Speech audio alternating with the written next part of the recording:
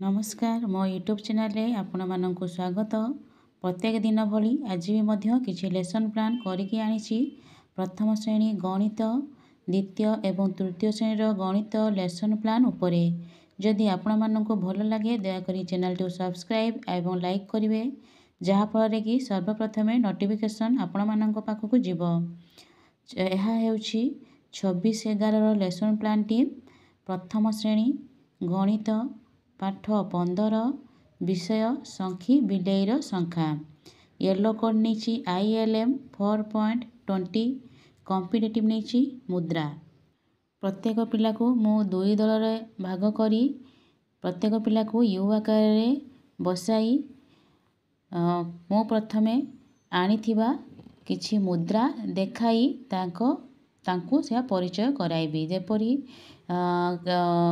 1 टंका 2 टंका 5 टंका 10 टंका एमा देखैकी तांको मु मुद्रा परिचय कराइबी। प्रत्येक पिला मुद्रा को चिन्हिबे एवं परिचय पाइबे।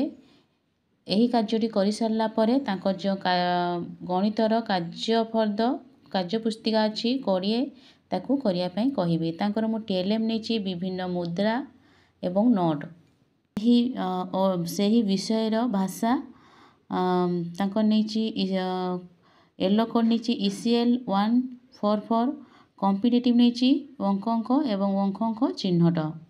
मु प्रथमे पूर्वरु लेखि आनिथिबा अंक एवं अंक शब्द थिबा कार्ड को आनिछि। दुई दलर थिबा पिला मानकु जण जण करी पाखकु डाकिछि एवं सही जो शब्द कार्ड को तांको देखाइछि शब्द कार्ड को देखि से माने आंगुठी देई पढ़िबे।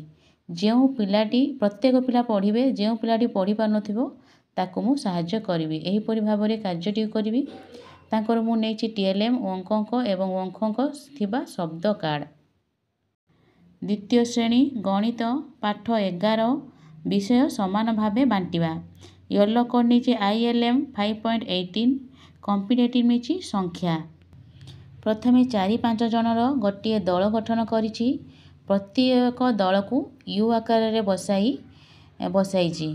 प्रथम दल को कहिछि प्रथमे से टेबुल पाखक आसीबे तांको 15टी गली देई 3 जन किपरि समान भाव बांटिबे ताहा जण जण करी देखाइबे।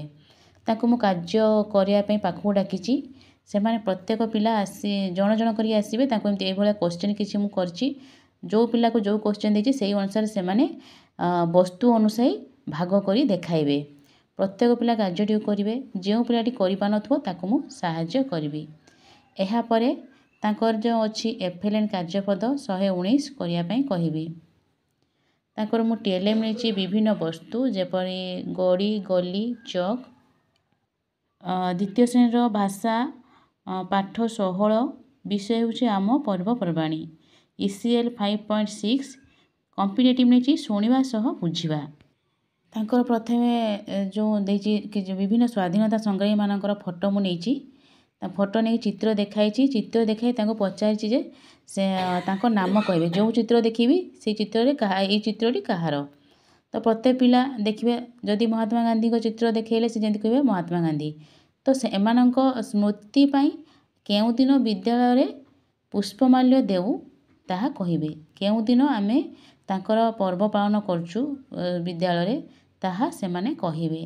जेपरि कि जनवरी 23 सुभाष चंद्र बोस को जयंती पालन। जनवरी 30 तारिख रे महात्मा गांधी को मृत्यु दिवस पालन जो विद्यालय रे होछि से विषय मु आलोचना करछि। प्रत्येक जो पिलाटी जानि पार नथबो ताको मु सहाय्य करछि। तांकर मु TLM नेछि विभिन्न स्वाधीनता संग्रामी मानकर फोटो। तृतीय श्रेणी गणित पाठ 13 विषय होछि माप करिबा। येलो कोड नेछि ILM 6.21 कॉम्पिटिटिव नेछि माप। प्रत्येक पिला को गोलाकार भावे बसाई ताको मु सूचना देछि जे प्रति पिलारु जण जण करी आसीबे।